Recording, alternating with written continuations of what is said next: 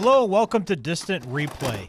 With more and more sports betting scandals coming to the surface, I want to take you back to one of the early ringleaders of point-shaving scandals in sports. Today, we're talking about a guy from Brooklyn who discovered two passions early in life: basketball and gambling. Now, one of those passions would make him a sensation. A 6'6" forward with a lethal hook shot, an All-American at Columbia, an NBA All-Star. The other would cost him everything, draw in dozens of college players and mobsters, and end with his murder in a Hollywood Hills backyard. This is the story of Jack Molinas. This is Distant Replay.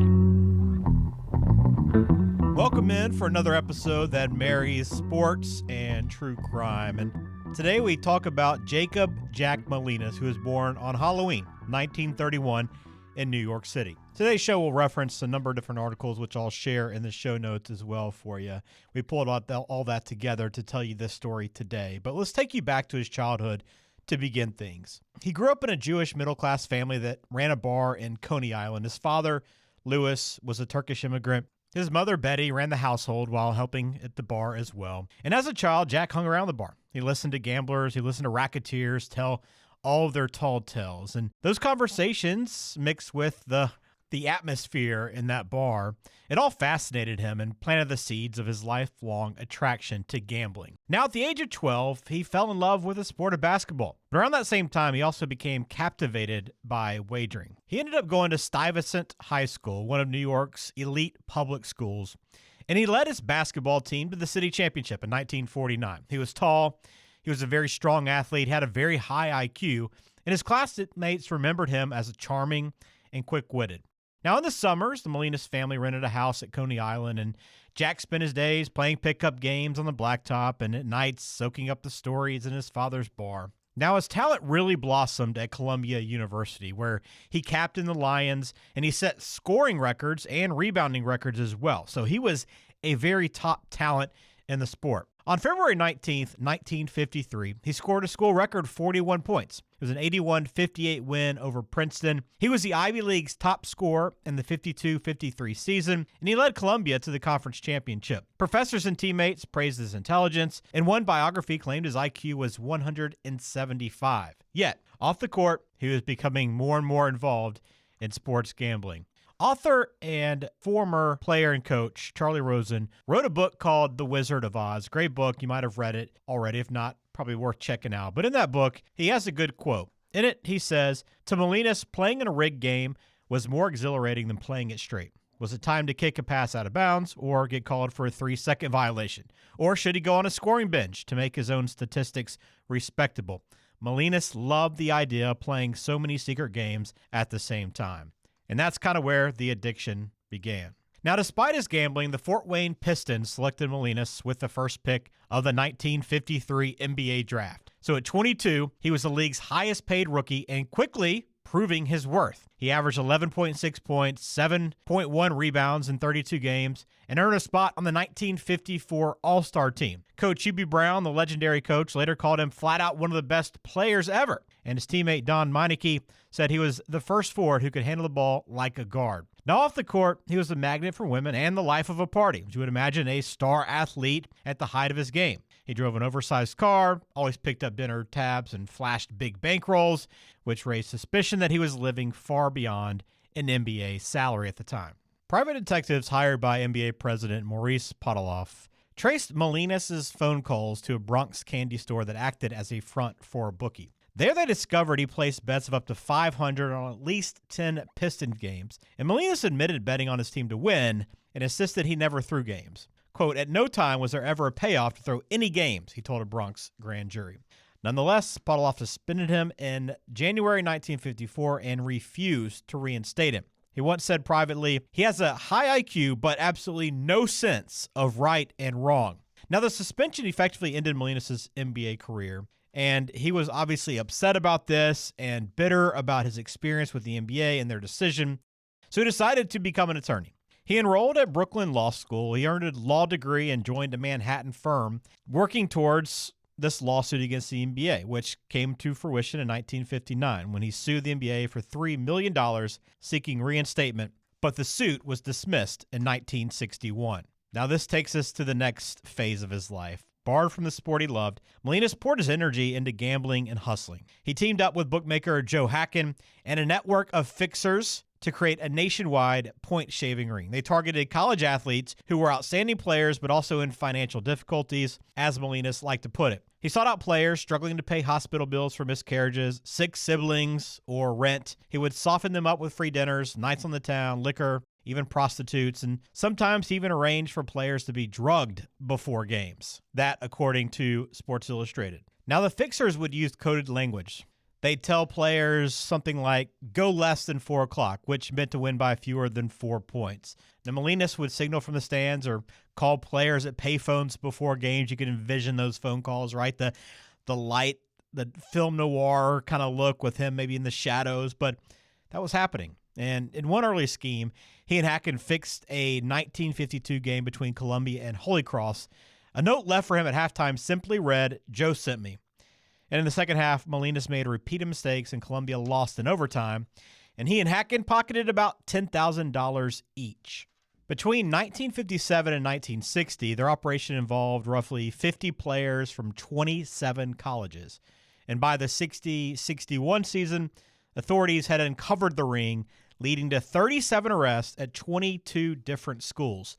Molinas at the time was described as a lead conspirator, and he worked with mob figures like Tommy Ryan Eboli and Vincent Chin Gigante. What a name, right?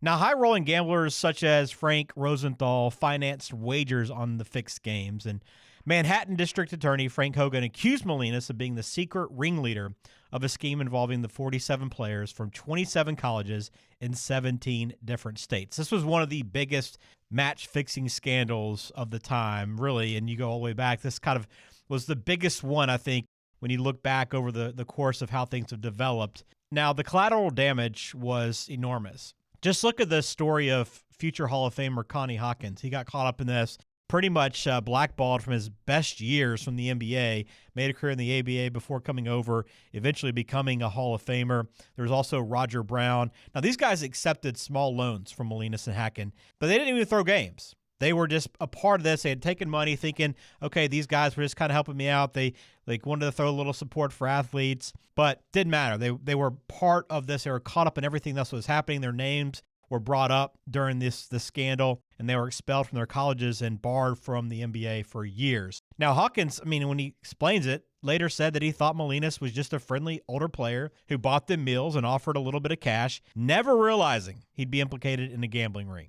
In court, Judge Joseph Serafit called Molinas a completely immoral person, the prime mover of the conspiracy. And he added that he used his prestige as a former All-American to corrupt college players and defraud the public. Molinas was eventually arrested in 1962 and convicted in 1963 on charges that included bribery. He received a 5 to 7 year sentence, was sent to Attica, and according to later testimony, became so desperate for freedom that he cooperated as an informant in a Brooklyn probe of mob infiltration and race fixing. As a result, he did win his parole in 1968. But that's just a part of the story. It still gets even more interesting for Molinas beyond that huge sports point-shaving scandal. Now, after his release, he tried to reinvent himself. He moved to Los Angeles in 1970. He was hoping to sell a screenplay about his life and begin fresh. From what you can tell, it seems like it would make a great movie. His parole jurisdiction was transferred to California, where he practiced law with his business partner, Bernard Gusoff. Now, remember this name. They ran a fur importing company together, and the partners took out reciprocal life insurance policies worth hundreds of thousands of dollars on each other. But Molinas couldn't stay away from the hustling. He resumed his gambling, sometimes refusing to pay debts, which earned him plenty of enemies, especially with the people that he ran with and was associated with. Now, in 1973, he was indicted in Memphis for conspiring to transport obscene films, aka pornography. He was reportedly involved in producing adult movies such as Caught in the Can and Lord Farthingay's Holiday. And through his mob contracts, he became a porn peddler, wheeler dealer, businessman, and occasional loan shark. He continued womanizing and was often seen with beautiful women on his arm. His attraction to risk seemed undiminished through everything. In November 1974, Gusoff, remember the old business partner? He was found beaten to death in his Los Angeles motel room. The insurance policy they'd purchased was due to expire in 3 weeks, right? Interesting timing. Molinas collected about almost $600,000. Detectives, because of this, immediately suspected him, but they could not link him to the killing. Now, years later, a mob informer, Jimmy the Weasel Fradiano, claimed Molinas had paid Los Angeles gangster Mike Rizzi $50,000 to kill Gusoff. And Rizzi was never charged, but the story did fuel a little suspicion that Molinas had orchestrated this murder of his former partner. Police also noted that Molinas often welched on his gambling debts, which, as you can imagine, created him some additional enemies. Now, with this checkered past all behind him, this takes us to 1975. On August 2nd, a hit team was stalking Molinas. Now, according to later testimony, Eugene Connor, a heating and air conditioning contractor who was linked to a mobster, was sitting in a truck near Molinas' Laurel Canyon home. He had a automatic gun with a silencer waiting for him. Now, apparently Molinas sniffed this out and was aware that it happened, and he took off in his Rolls Royce. Now, they went through a high-speed chase that ensued through the Hollywood Hills, right? It's like a script, right out of a Hollywood movie. And Molinas eluded them eventually. But instead of leaving and kind of disappearing for a while, he actually drove to the Los Angeles International Airport and picked up his girlfriend, Shirley Marcus, a 35-year-old divorcee from Brooklyn. And at 1 a.m., he actually returned home. So after all this, he picked her up, took her back to the house, parking his expensive convertible right there in the garage.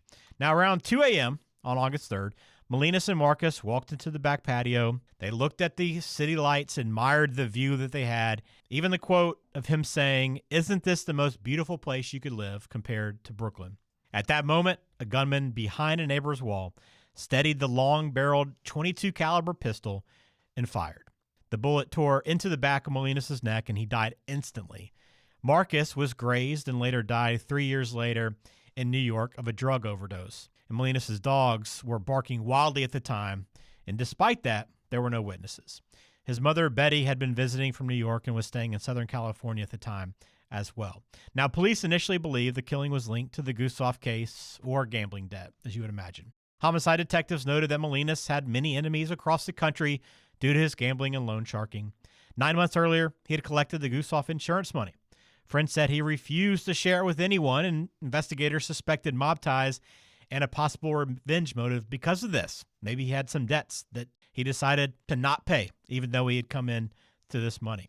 The break in the case came a couple years later during a routine stakeout at a Los Angeles shopping center in 1977. Police stopped 2 men in a van trying to burglarize a car. Now inside, they, as you would imagine, found burglary tools and a case designed to hold a disassembled automatic pistol with interchangeable barrels. This kind of caught their attention, thinking, okay, this could be the same gun that was used in that. Now, ballistic tests could not conclusively match the weapon to the Molinas shooting, but detectives did believe it was the murder gun. They traced the van to Eugene Connor, and further investigation connected Connor to Joseph Ullo and a crew of New York transplants involved in mob activities.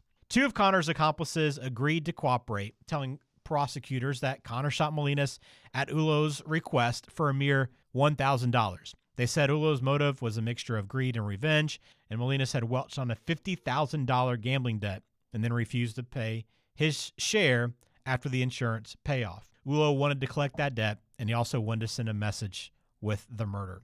Now, in 1979, Connor was convicted of murder and sentenced to life in prison. Ullo was acquitted in the same trial, but later served 5 years on an unrelated loan sharking conviction. The case reinforced how deeply Molinas' life had become entangled with organized crime. Molinas was buried in an undisclosed cemetery in New York, the city where he'd once been a high school hero. And his mother, Betty, actually said later, the truth hasn't been told. So when you look back, Jack Molinas did his part in nearly destroying college basketball. That 1961 scandal led to dozens of arrests and prompted the NCAA and NBA to tighten their anti-gambling rules, banning nearly 50 players. Careers like Connie Hawkins and Roger Brown's were derailed despite minimal evidence. And Molinas himself was a paradox, a player with extraordinary talent, a law degree, and a reputed genius IQ. Yet he was consumed by an addiction to gambling and a fascination with the underworld. He preferred action to honest competition and built a criminal empire that hurt dozens of young athletes. Today, as sports betting is legal in most places and Gambling advertising is everywhere you turn, and now we're hearing more and more stories about players being implicated in different schemes to fix games. Molinas' story does feel pretty relevant, right? And it serves, again, as a cautionary tale about the power of gambling and the ease with which talent and opportunity can be squandered altogether. Who knows what could have happened with Jack had he not gone the path that he did. Maybe he would have been in the Hall of Fame with his talent. Thanks for listening to another episode of Distant Replay and this deep dive into Jack Molinas' life. We'll have more to come. Please leave a comment if you have a thought of a story or a person or player or an event that you'd like us to go back to. We appreciate that. Also like the video as well. We appreciate all the support here on Distant Replay. Have a good day.